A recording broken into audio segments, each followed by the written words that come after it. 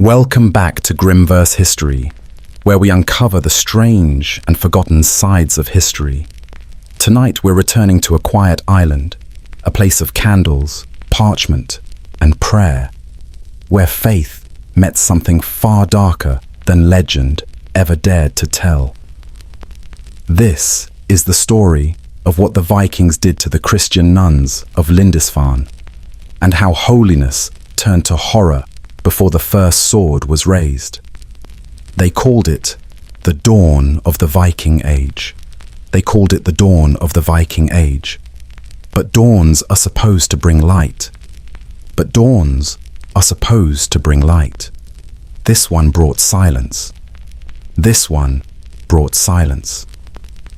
The chronicles praise the bravery of men who came from the sea, but they never wrote about the women who stayed behind.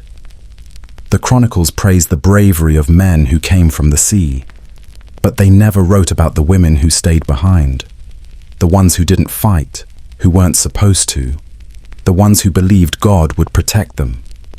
He didn't. Because when the longships landed, they didn't find gold or glory. They found the daughters of faith and turned devotion into desecration. You open the heavy chapel door. Cold air breathes across your face. Candles shiver on the altar, their flames bending toward the sea. You hear distant laughter, not prayer, echoing through the mist outside. Something holy is about to break. Take a deep breath. Let the noise of your day fade away. You're safe here, for now. If you're listening from your bed, or somewhere far from the sea, leave a whisper in the comments. Tell us where the tide has found you tonight. And if stories like this keep you awake in the quietest corners of history, tap the like. It tells the algorithm we're not alone. Subscribe to Grimverse History so you never drift too far from the dark, forgotten waves of the past. Dim the lights. Let your room grow quiet. Let the hum of your fan become the wind. Slow your breathing. Follow the rhythm of the waves. It's June 793. The coast of Northumbria. The monastery of Lindisfarne stands still under a bruised sky. And before this night ends, faith will learn what fear truly sounds like. Religious life and the omen of doom. The monastery breathes in rhythm with the sea. At dawn, its walls glisten with salt and dew. The air smells of wax, parchment, and something faintly human. The kind of scent that lingers in rooms where people whisper more than they speak. Lindisfarne is quiet. Too quiet, some might say. Though for the nuns who live here, silence is safety. Words are precious things. They're written carefully, sung carefully, and broken only when necessary. Sister Catherine likes that. She thinks of words as birds, too loud, and they fly away. They rise before the sun. They wash in cold water that smells faintly of iron. They eat bread that breaks like stone. And then they pray. Hours pass in a loop of ink and devotion. One hand holds the quill, the other holds faith. Sometimes she forgets which is which. There's beauty in the monotony, a strange mechanical peace. If you've ever copied the same sentence 1,000 times, you'll understand. At some point, it stops meaning anything. That's when you start to feel closest to God, or madness, often both.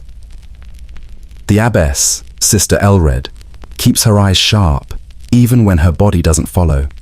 She walks like a candle that's burned halfway, fragile, steady, refusing to go out. When she speaks, everyone listens, not because they must, but because she makes silence sound dangerous. And lately, silence has teeth. 3 nights ago, the wind shifted. It came from the north, cold, sharp, unfamiliar. Even the gulls stopped crying. Someone said it smelled of blood. Elred said that was nonsense. Then she ordered the relics to be hidden under the chapel floor. Faith doesn't vanish overnight. It unravels slowly, thread by thread. It starts with a sound you can't explain, then a dream you can't shake. Then, one morning, you wake up and realize the prayers feel heavier than they used to.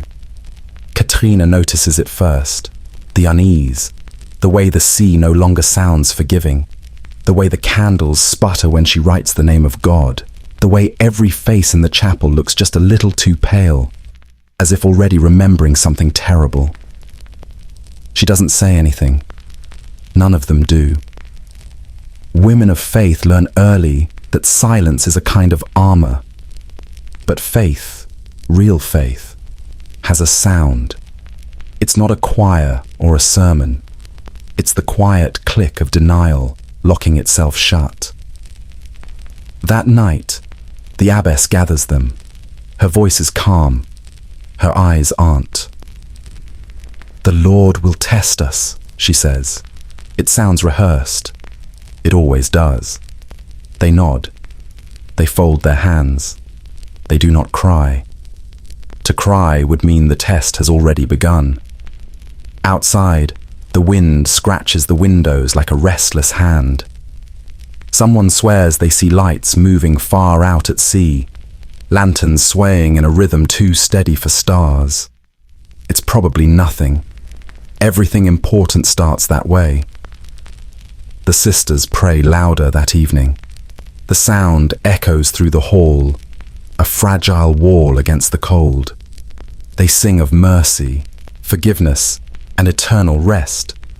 3 things that, by morning, will feel like mockery. And somewhere between one breath and the next, Katrina realizes something that makes her drop her quill. No one ever told them what to pray for when God isn't listening. The sea, by now, is moving differently. The tide pulls stronger, angrier. Even the moon looks sharper, as if it knows what's coming. The brutal raid and the collapse of faith. Morning arrives like a warning, not a gift. The sea looks thicker, the light wrong. Too pale for dawn, too bright for peace. Even the gulls keep their distance. That's never a good sign. The nuns move through their routine as if routine could save them. They pray, they breathe, they pretend. Pretend that the world outside the stone walls still follows rules. That holiness means safety. That men who fear God won't hurt women who serve him. Then the sound comes. At first, it's only a hum, like oars slicing the sea. Then, wood groaning, men shouting, steel kissing air, and the illusion breaks. Ragnar's longships crawl out of the mist like black teeth, sleek, hungry, indifferent. They don't arrive like men seeking battle. They arrive like a tide that has decided land no longer belongs to those who pray. The bell rings too late. It was meant to summon angels. It only calls attention. The first to die is Brother Arn. He runs toward the gate, clutching a wooden cross as if it's a weapon. It isn't. Steel doesn't care about symbols. The Vikings move fast. They don't roar, not yet. They laugh. A sound that's somehow worse. One breaks the chapel door with an axe. Another drags a sister by her veil. Candles fall. Fire licks the straw. Someone screams the name of God. It sounds small in the smoke. By the time the sun rises, holiness has no meaning.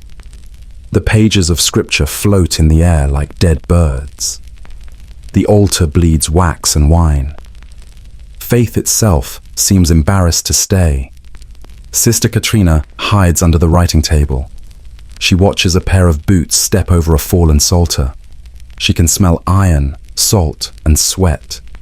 A new kind of trinity. She sees the abbess dragged by her habit. Sister Elred doesn't beg. She's too proud, or too stunned. Her eyes meet Katrina's once, only once. That's enough to tell her. Survive, not for faith, for witness. But even witness requires a body. When the door finally breaks open wider, there's no running. The sea waits outside like a mouth. They're herded toward it. 23 women, stripped of names, cloaked in terror. The sand burns under their bare feet.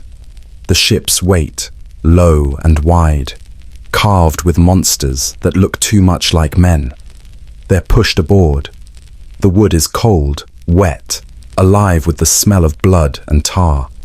Someone whispers, "They won't kill us. We're women." She's half right. The journey begins. The monastery is behind them, shrinking into fog. The sky keeps its distance. No lightning, no wrath, no miracle, just wind. Wind that smells like endings. Katrina's wrists bleed under the rope. Her lips move, but the words are gone. Maybe she's praying. Maybe she's remembering. It doesn't matter. The sound of men replaces the sound of God. Faith dies quietly. It doesn't explode or fade. It sighs like a candle losing air. It leaves behind a kind of silence you can drown in. By night, the Vikings drink and sing. The nuns stare at the sky. Each star a reminder that the heavens, too, are indifferent. Sister Moira hums a hymn under her breath. It's off-key, cracked, beautiful. Katrina joins her. The melody trembles, but it holds. It's all they have left. Rhythm as rebellion. A man hears them and laughs. He says something she doesn't understand, but the tone translates well enough. That's when Katrina learns something she'll never unlearn. Faith doesn't protect.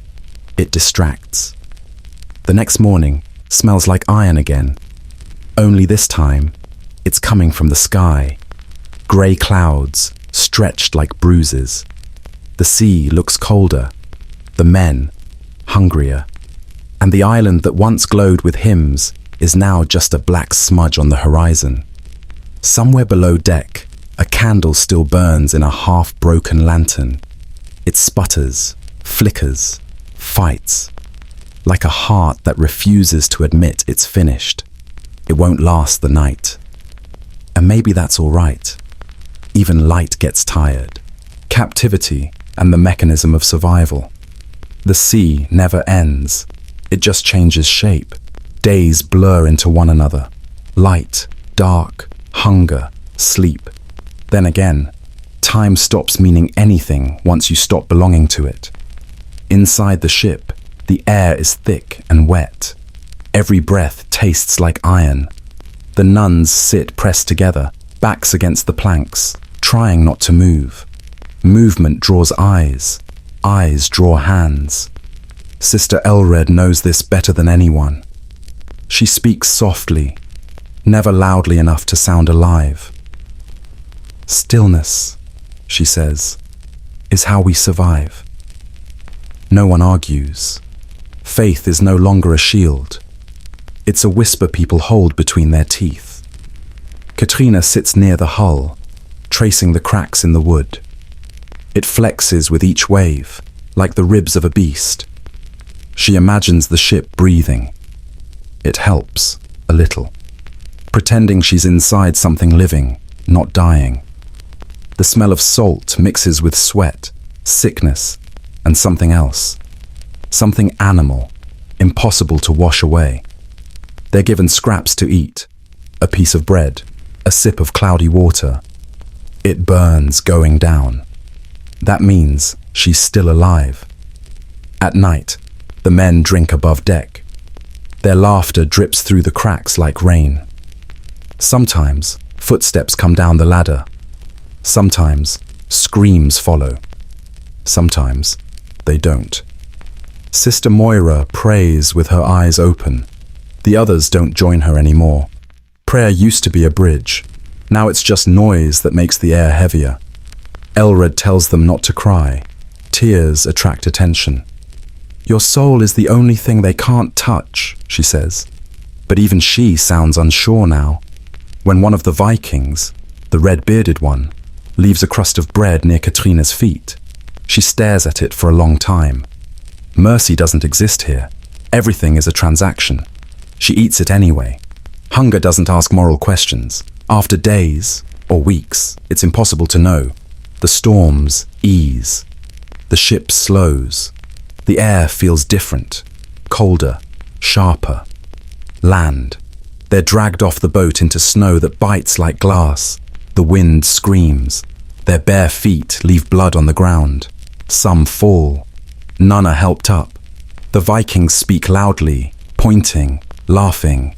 The women's silence feels louder. It's the only power they have left. They walk for hours until the sea is gone behind them, replaced by mountains of rock and pine. The sky is grey and heavy.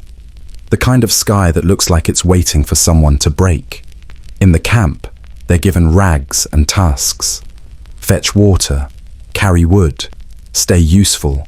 Obedience becomes a skill. Katrina learns fast. She moves when told, freezes when not. She stops being seen, and that saves her more than faith ever did. At night, they sleep in a barn. The straw is damp. The air smells of smoke and fish oil. Elred sits by the door, half awake, guarding them like a mother guarding ghosts. She no longer prays out loud. Her lips move, but the words are different now, not to God, but to reason. Stay alive. Stay small. Wait. It sounds more practical than holy. Katrina hums sometimes. Old hymns, too soft to mean anything. It's not worship. It's habit. The kind that keeps your mind from shattering. When one of the younger sisters breaks down and screams for her mother, no one silences her. They just listen. The sound is awful, human, necessary. And when it fades, the silence feels gentler than before.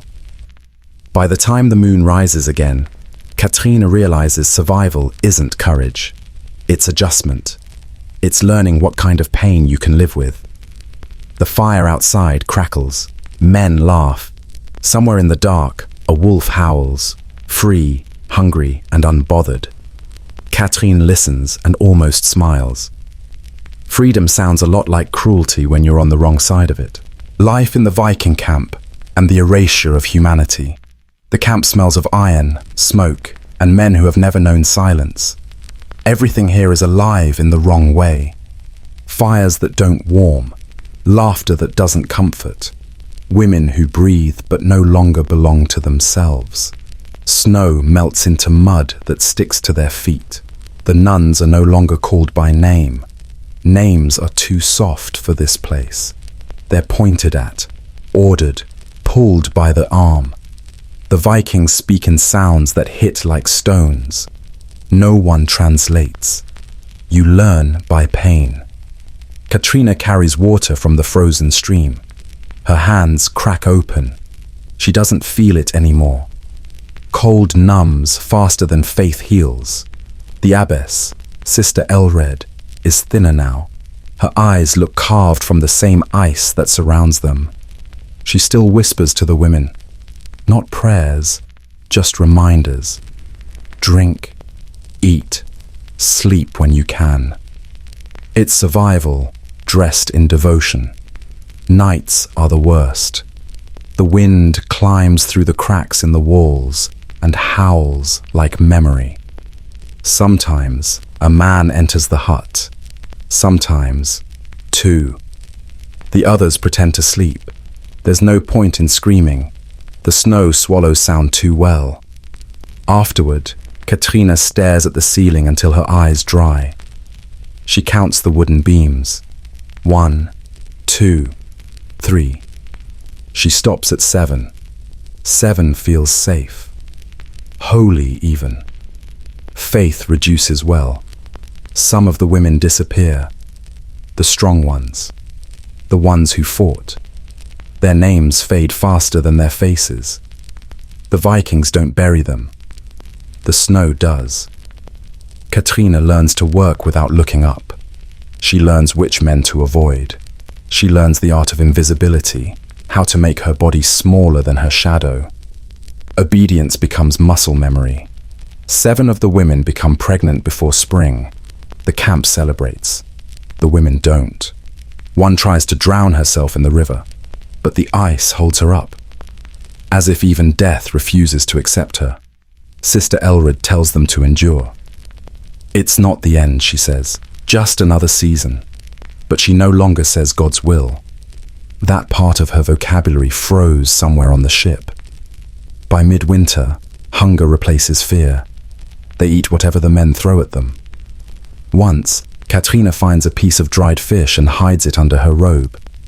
She doesn't share. The guilt comes later. Dull. Distant.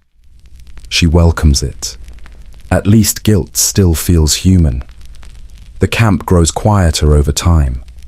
The Vikings leave for raids and return heavier, louder, drunker.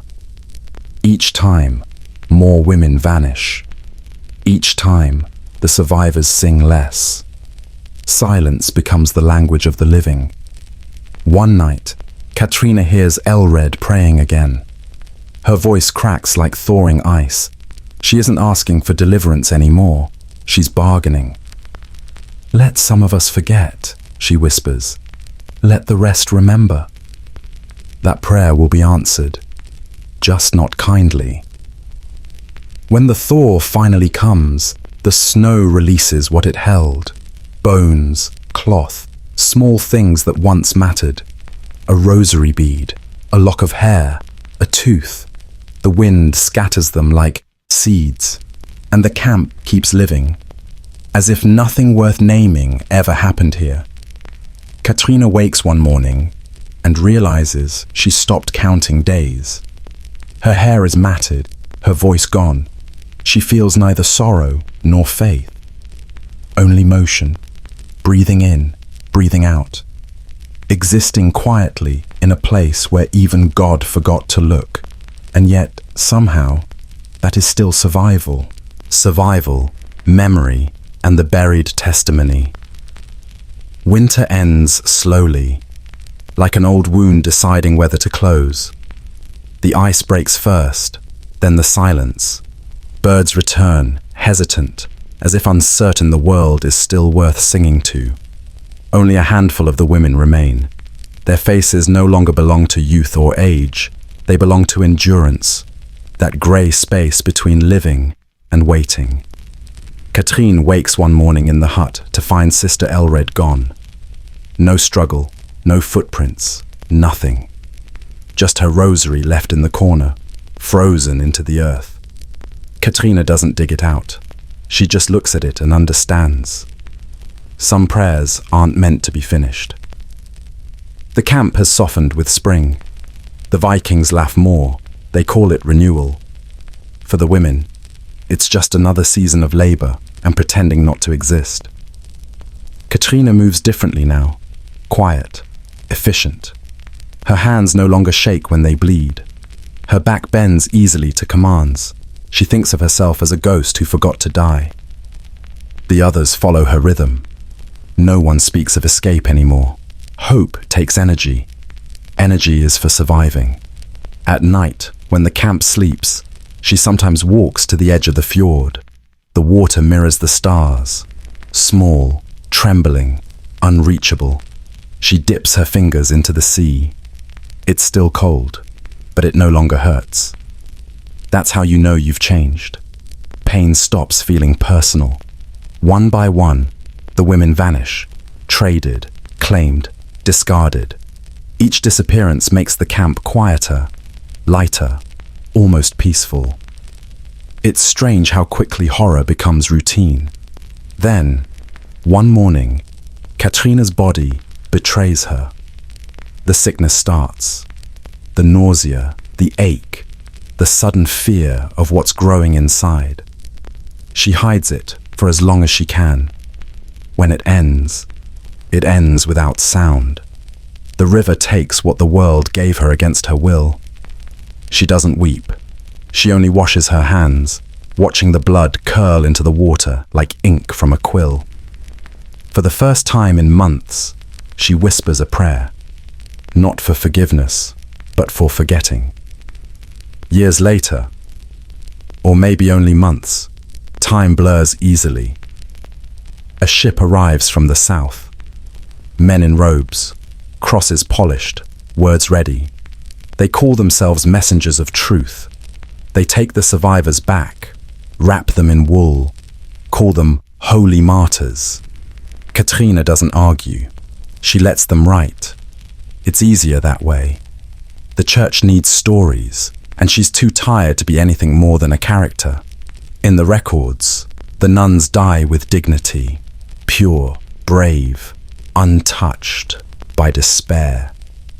The texts say they refused sin, sang hymns as they were slain, and went to heaven crowned with lilies. A good story, a clean one. History loves its virgins tidy. Katrina lives in silence after that. She spends her final years in another convent, copying scripture with hands that no longer tremble. Her writing is flawless, her faith quiet, her face unreadable. Sometimes she hears the sea in her dreams. It always sounds like breathing. When she dies, the younger sisters find the last page she ever wrote. No psalm, no name, just a single line, ink faded and thin. We were not saints. We were witnesses. No one includes it in the archives. They call it irrelevant. They call it unfit for the story of God, and so it stays. A truth too human to be holy, but the sea remembers. It always does. Every tide carries a whisper of that island. Every wave a memory of a song once sung by women who refused to disappear completely. And if you stand near the shore on a quiet night, you might hear it too. A hymn without words, still rising from the water, refusing to end. The night quiets again. The sea softens. The voices fade, like candle smoke curling into dark air. Somewhere, in the wind above the northern coast, you can still almost hear them. Those faint hymns rising from a place that never fully healed. Not sorrow, not peace, something in between. The ink has dried on the last page. The waves have closed over what was taken, and the story drifts back into silence, the kind that belongs to old chapels and winter tides. You're still here, listening, breathing, carrying a small piece of what was forgotten. That's how history survives. Not in books or ruins, but in the quiet minds that refuse to let it disappear. So, if this journey moved something in you, leave a small trace behind. A like, a share, a quiet subscribe, tiny gestures, but they keep these stories alive for one more night, one more voice, one more soul who listens. Now, close your eyes for a moment. Let the wind from Lindisfarne pass through you. It carries both the prayer and the scream, and neither ever truly ends. Goodbye, and we will meet again.